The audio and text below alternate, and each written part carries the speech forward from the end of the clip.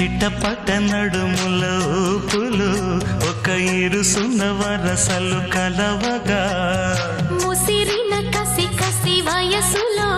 ఒక యదన సపదని సకలవుగా కాదంటూనే కలబడు అది లేదంటూనే ముడిపడు ఏమంటున్నా మదనుడు తెగ ప్రేమించాక వదలడు చూస్తా